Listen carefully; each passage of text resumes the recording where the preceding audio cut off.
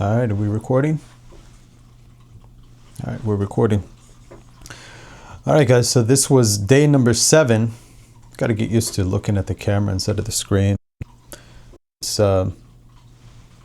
recorder's it's annoying. It keeps asking me to hit the button. Anyways, guys, this is day number 7, and it was a really good day. One of the best days so far. I'm looking at my stats here, and this is the wrong stat. Okay, here we go. All right, so the expectancy today was 23.86. That's right. 23.86. That was the expectancy. In other words, the risk to reward ratio, 23.86. So yeah, it was a really good day. The average winners was 175.76, and the average loser was $7.37. That's why the risk to reward was 23.86. It's really, really high. The profit factor was 5.97. Yeah, that was great. I only took 4 trades today. 5 trades. 4 of them were losers. 1 of them was a winner. That one winner was 175. Let me just double check here just to make sure what we got here. It was 176.26, so $175, give or take. That was the best trade. That was the only winner that I had. And I had the worst trade was $10.24. So this is what I'm talking about when you want to take asymmetric trades. You want to take trades where the risk is very little, because again, you don't know what you're going to get. I didn't know I was going to make $175 on one trade. I didn't know that. The market gives what it gives. But I did know that it was a good setup and my risk was controlled, and that's the name of the game. Guys, you can do well in this game, in this industry, trading. You can do well if you can control your losers. Most of the people who are flunking, who are failing, who are busting out of their accounts are doing so because they cannot control their losers. They let their losers get way out of hand. And again, a couple of key signs that you can tell from this is the fact that you'll have people flexing on how much money they made per trade or how fast they made a certain amount.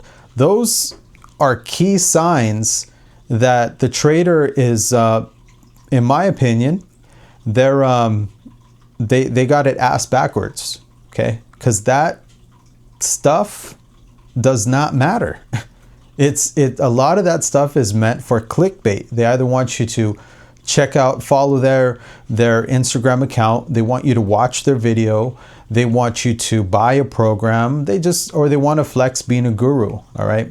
The real stuff, right? The real meat and potatoes is what is your expectancy. And I say that again in every video. And I guess I say that a lot because it's very annoying of all the stuff that's out there. There's so much junk in trading. There's so much toxic garbage material on social media with trading. First, you got all the gurus who are just basically they're out to sell a freaking course. Let's just be honest, guys. They're out to sell a course. Half those guys, I'd probably say 90% of those guys, they've never won an investment competition. They've never been featured in any books. They've never been hedge fund managers. A lot of them are just, they're guys, they're flex or girls or whoever, but they're people flexing. And the biggest way they flex is by showing you how much money they're making, right? How much money they're making per trade and how fast they're making it. And usually in a exotic sports car or something like that, wearing, I don't know, whatever it is. They're flexing. But you know what they're not flexing? They're not flexing their expectancy. They're not flexing how many trades they've taken, how many of them were losers, how many of them were winners, what is their average win to their loss. I've been saying this on every video, right? Because maybe I just need to delete my Twitter and just remove X altogether. Maybe it's just too toxic, because it just seems like that's the only garbage that's on there. I mean, every now and then I'm getting good stuff. I follow some really good accounts. I might make a video showing some of the better accounts that I follow, where you can actually get some good information. There is some really good traders out there, and I've seen their accounts, and I've read their material, and it's good. This is exactly what the professionals are saying. This is what takes you there, right? So it's not how much money you make, but it's how much money you don't lose. And I'm saying that today. I'm not flexing, the biggest winner I had. I'm flexing the fact that, my losers were so small that all it took was a nice sized winner to wipe out all of those losing trades. And what you have in a lot of traders is the exact opposite. All it takes is one loss and they wipe out. Their whole month is gone. So again, I just wanted to make this video. This is today's journal entry. I don't really have a lot to say. I've been wanting to, say something, in these videos, drop some knowledge or share some feelings or some thoughts on the market. But today it was just, there wasn't really much that I could think of, but I did, want to put my video out there. But there is one thing that I wanted to say, though, that I think is very important, and that is mental health. There's a lot of information. There's a lot of accounts that talk about market psychology, trading psychology. There's, not a lot, but there's a few, right? And videos that talk about this. But I think from a mental health perspective, there's not too much material. And I was thinking about that today, and I said, you know what, I want to make some videos on this because I think, one, it's needed. It's not really talked about much, but it is very hard to trade if your mental health is not correct, right? You could have a great system. You could be you can have all the edge in the world, but if your mental health is not there, it's going to be very hard to execute the system. If you have an addiction problem, it's going to be very hard for you to be a professional trader. Very, very hard, especially with addictions. If you have some kind of trauma in your life, if you have some kind of childhood issues that affected you as a child, a lot of times, a lot of people have these things and they don't even know that it's still operating in their psyche, in their behavior, in their way of thinking, in their way of running their life. And a lot of these mental illnesses, these mental health issues that people are struggling with, a lot of people, they don't even know they have it. And so when you come across something like trading and you haven't had therapy or you haven't been able to work through some of those issues, it's going to be very, very hard to trade successfully, because those issues, those demons surface in trading. They will come out. So I wanted to do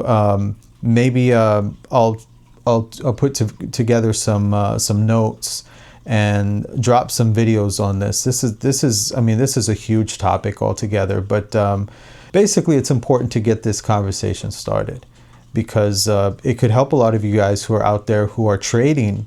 Again, guys and girls, right? Guys and girls. It could help those of you who are out there trading, who can't figure out why they keep failing. Why do I keep blowing up my account? Why is trading not working? And a lot of times it could be something as simple as just having some issues, some mental health issues that have never been worked out, that again, they bring up some kind of repeated behavior that you may not be aware of, that you've had since childhood, that you've inherited since childhood, that wreck your trading. A lot of people sabotage their accounts because they feel they don't deserve it. They don't think that, they don't know that that's what's going on, but a lot of times that's what happens. this sabotaging of accounts, this behavior, these things that we do and we don't know why we do them. Why do I keep doing this over and over and over again?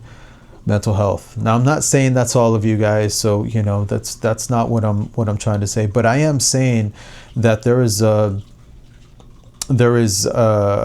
you know, the mental health has so much to do with being a professional trader. I know from experience. A lot of the things that I've wrestled with before. And you know, the therapy, when I was working through all that stuff, my trading was improving. It was strange. I was like, well, you know, this is, you know, how am I getting better at trading? Well, a lot of those times you're learning more about yourself. You're learning more about your habits, your way of thinking, your behaving, all that stuff. So maybe I'll put together a video on that. But anyways, I'll stop the video here. It's already like 10 minutes in, so we'll stop the video here. Let me go ahead and post the, let's go ahead and